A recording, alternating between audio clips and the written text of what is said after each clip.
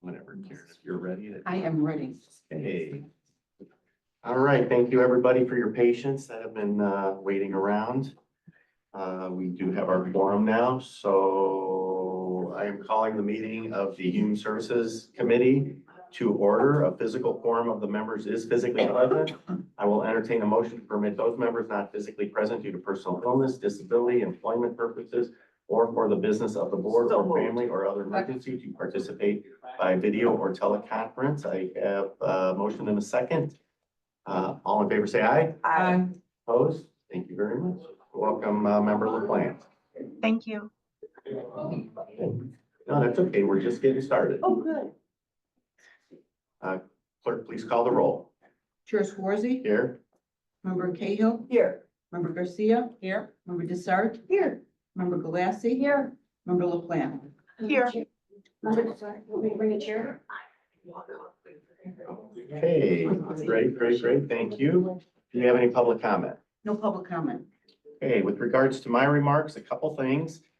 First, I just want to remind this committee that on our June 24th county board meeting, we will be doing a check presentation for those small human service grant recipients.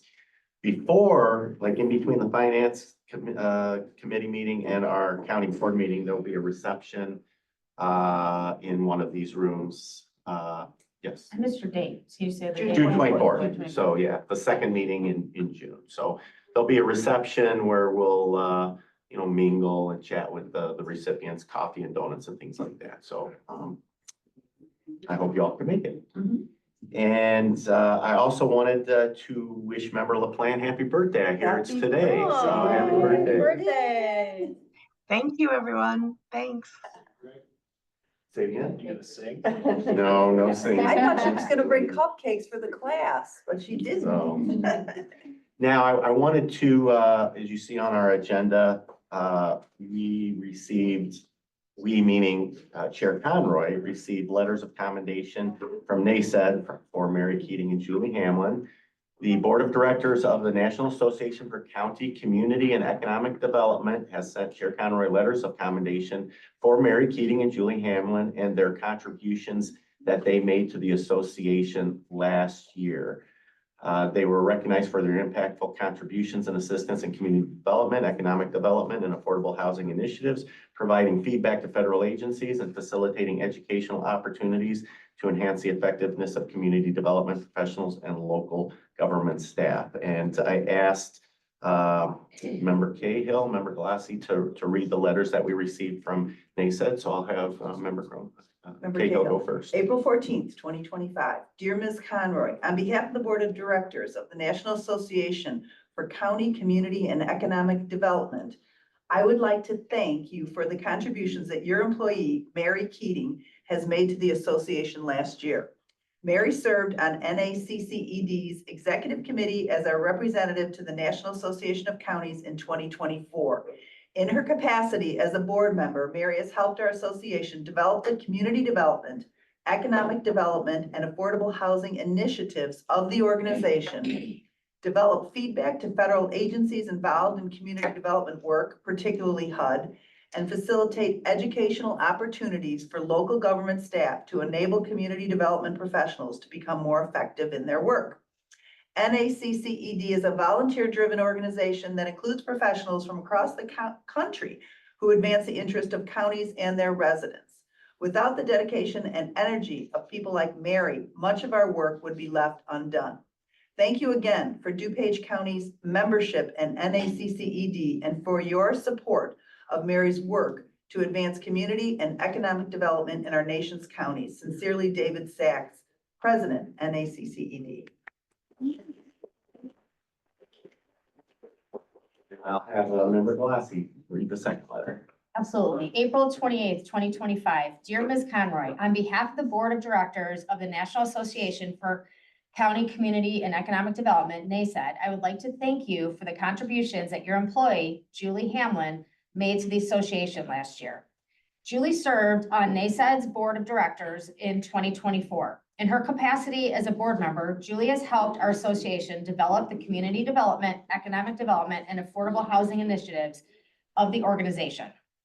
develop feedback to federal agencies involved in community development work, particularly HUD, and facilitate educational opportunities for local government staff to enable community development professionals to become more effective in their work. NASED is a volunteer-driven organization that includes professionals from across the county who advance the interests of counties and their residents. Without the dedication and energy of people like Julie, much of our work would be left undone.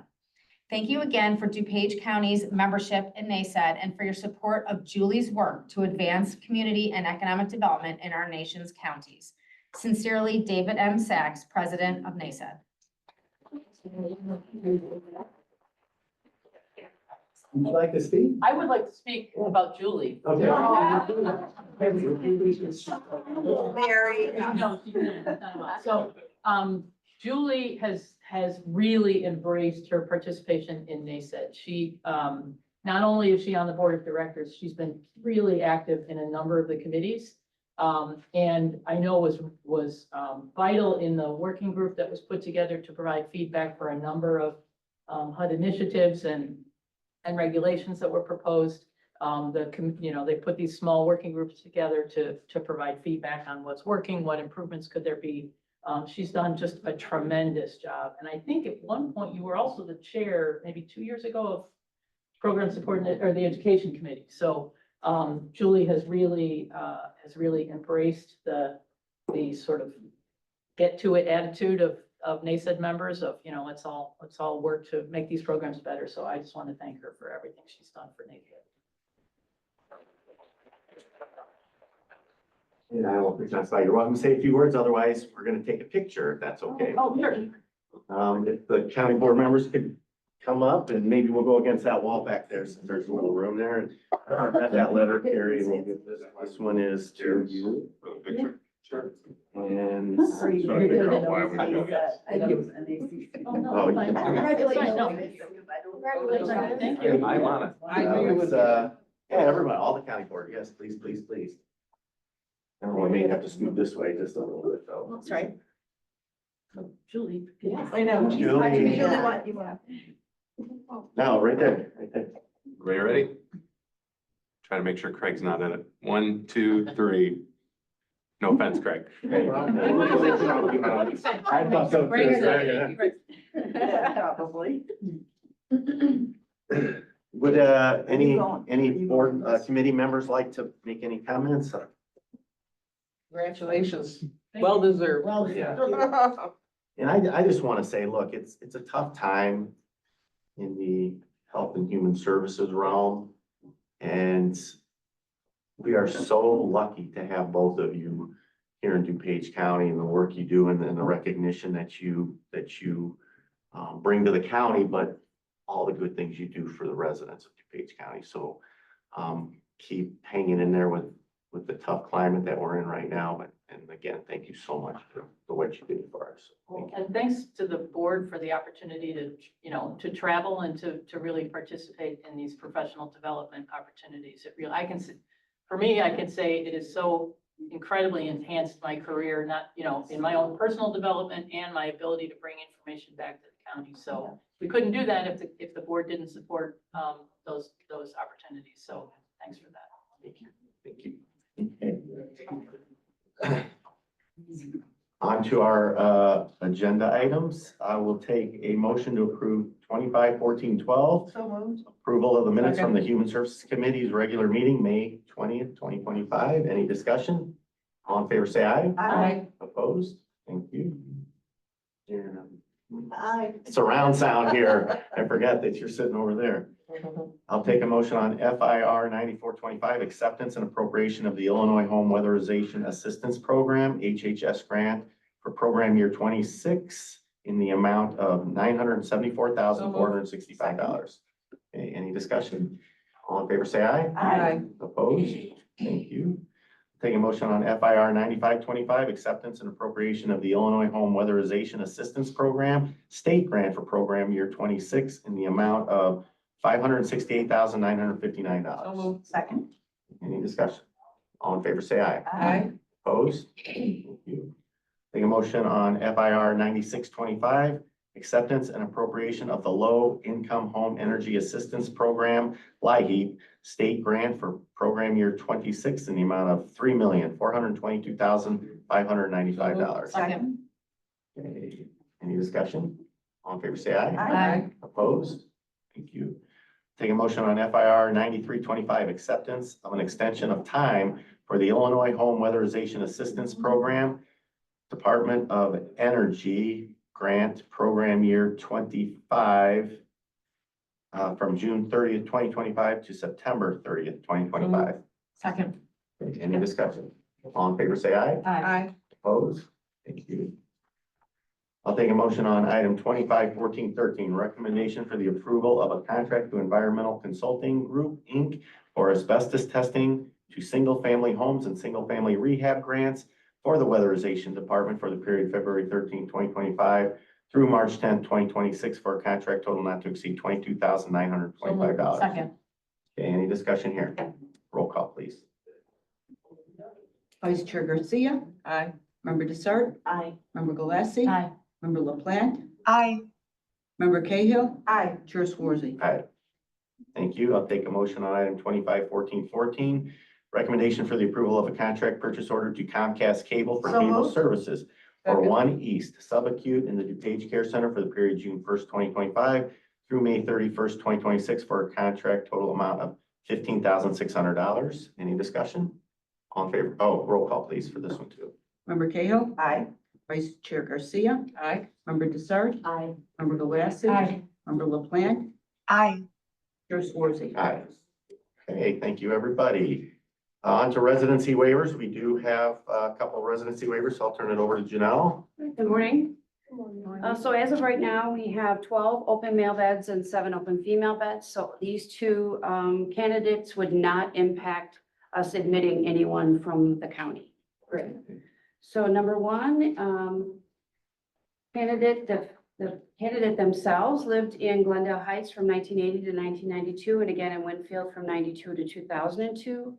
Her legal guardians live in Winfield since 1992 to present.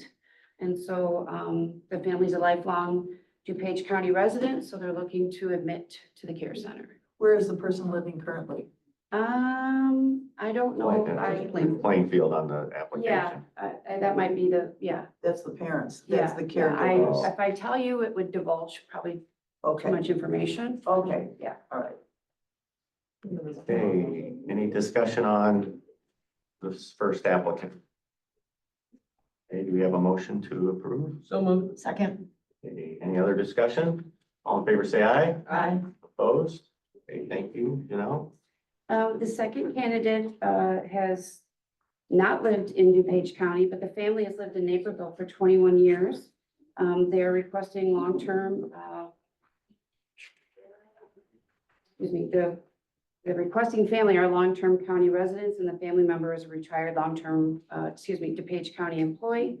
Applicant is no longer able to live at home and care for herself properly. This would put the applicant close to her family. And so that would be a great resource. So for her. moved. Second. Okay, any discussion here? All in favor, say aye. Aye. Opposed? All right, thank you very much. And we'll keep you here to give us an update on the DuPage Care Center. So we had another round of COVID that affected key staff members and residents as well. So COVID has been cleared. I will say that this round, we did have people that were ill. I mean, not extremely ill, but ill. So this variant seems to have a little more to it than previous, and it does seem to spread more easily. So just for your awareness, we are still masking at the care center. In relation to the budget 2026 for Illinois, I had a conversation with Leading Age Illinois Board of Director, one of our resources to the board, and there was some worry about a potential increase in our bed tax that we pay, but that did not occur. So as of right now, there is no negative impacts for the care center in relation to the Illinois budget. Now we'll watch the federal budget to see what those potential implications are, and I'll share that as I'm made aware. Wonderful, thank you. Yep. Yep. Yeah, please. Quick question on the vaccinations for COVID. Mhm. What's the ruling on that now? Is that gonna affect any of the residents living? Because I know there's some changes in terms of who can get the vaccinations now. At least there was You know, some it's always discussion. been different variants, or excuse me, different versions of the vaccine have had different requirements. So the residents have a vaccine because they're over 65, which the staff don't have. So any new implications, we would have to wait to see how CDC and IDPH give us our guidance in relation to that. All right, thank you. Mhm. And I'm gonna follow up with that. So the residents will continue to get their vaccines. I'm not sure of what she's referring to as far as if it's a new reg or if it was something that But came they were out. saying that people under the age of 65 might not be able to get them now, and I know you have some That's how it people. was this last round. Oh, I know you have some people that are under 65 that live in the care center. Yes. due to their- Yes. So I'm not sure if they'll be still able to get them because of their disabilities or. And That then, the ruling is 65, so that's the rule we followed the last round, which was probably about 3 or 4 months ago. And that includes, those requirements include if someone wants to volunteer to get one, they can't because it's all, Needing staff. or no, I'm residents. still talking Oh. about the residents. Yes, So if someone that's 58 wanted to get it, we would have to follow the guidance provided by IDPH. Whatever they put out. And if it says we can give it, we give it. If we says we can't, we so if they can't. want to get it, they'd have to get it on their own, basically. Yes, their family could. Now the next question was regarding staff. Right. What are, being in the healthcare setting, they don't have to get Right, them so anymore? staff, most of the staff are current with the latest vaccine that was provided to the under 65 population. We did have some that completed the various, the processes, what you have for a waiver and how you complete that paperwork, or you get the vaccine, or you have a medical reason you can't receive it. So there were 3 options. I think we discussed that last spring. Interestingly enough, they're more focused now on flu and also tuberculosis. So testing. Yeah, sorry. My question is related to the residency waivers. Do you present all the residency waiver requests to us, or is there a vetting process at the care center? If they, well, yes, if they're looking for long-term placement, they absolutely come here. Yeah, yep. I'm just surprised we don't get more of them, but. Well, we have a lot of in-county individuals, so. Thank you. Yeah. Thank you, Chair. Okay, number last thing. Kind of feel like I keep piggybacking on your questions. You said 12 open beds for Mhm. men. Is that a high number? It just seems like normally when we do these residency waivers, it hasn't been quite that high. In reality, that's open beds for placement. We keep private rooms open for infection control purposes or behavior purposes. So in reality, there are more open beds, but remember, we have 2 full units down right now, and we did have 3 for construction. Right. So our census has been climbing. We were right around 200, where we were down to 180. So we're seeing now that 3 Center, the dementia unit, opened back up. We're working through those people that were on the waiting list. And so I think right now we have probably 4 individuals looking to come in long-term over the next week and a half. Okay, Thank you, Chair. What about staffing? How are you in terms of numbers of staffing? Are you fully staffed? Do you need more staff? Where are you with that? Yeah, we are not, we're staffing to census. So if we have open units that come open, like when we get done with 1 North, we're gonna go right to the East Building. When the construction's all done and they say you get to open, a full unit now, we have to come up with more staff, but we're not gonna hire people that we don't necessarily need because those units are under construction. Okay. We are still utilizing CNA agency, but it's far less than we were. And our nursing positions are predominantly full. We don't use nurse agency. Okay. Our hiring has been really strong over the Good. last 2 months. Wonderful. Thank you. Yep. thank you. Good questions. Yep. Thank you very much. Thank you. On to community services update, Mary Keating. Just on the federal budget, the detailed budget has been released and there's no good news for my department. However, what we do know is that it's really up to the House and the Senate and what their markups will eventually say. So I think the markups are expected to be released in July. On a positive note, I believe it's the chair of the Transportation, Housing and Urban Development Subcommittee of, I think it's Financial Services, The chair, and then the ranking minority member are doing sort of doing some outreach to, stakeholder groups, and NASA's been invited into that conversation, to talk about reauthorization of CDBG and the home program. So I think that's really positive, a positive development that clearly they don't expect those programs to go away. So, so we'll see what happens. But, if the president's budget were to pass, CSBG, CDBG, IHEAP would all be gone. Weatherization would probably be gone. Gone totally. Gone, 100% zeroed out. The home program remains in, but was cut by 80%. And I think it's about a 2,000-page document. I haven't been able to ascertain anything related to the Older Americans Act funding, but I assume that that might not be great news either. But we'll see. Like I said, this isn't the first time that those programs have been zeroed out in presidential budgets. Like I said, it's really up to the House and the Senate. So we'll see what happens as the summer progresses. And I wanted Natasha to talk about our upcoming senior fair. Thank you. Good morning. So, in honor of World Elder Abuse Awareness Day, which is on June 15th, we are hosting a senior resource fair on Friday, June 13th from 10 to 1. It'll be in the auditorium. So we have about 36 outside providers coming in with tables to kind of join us, along with our 4 tables with all our different community services programs that we'll be discussing. So during the resource fair, we will be highlighting the long-term care ombudsman program and then the elder abuse program, just so that we are highlighting what World Elder Abuse Awareness Day is for. So What's the time again? 10 to 1 on the 13th in the auditorium. Any questions for Natasha? Thank you very much. Any questions for Mary Keating?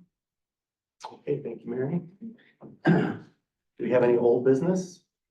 Seeing none, do we have any new business? All right, we are adjourned without,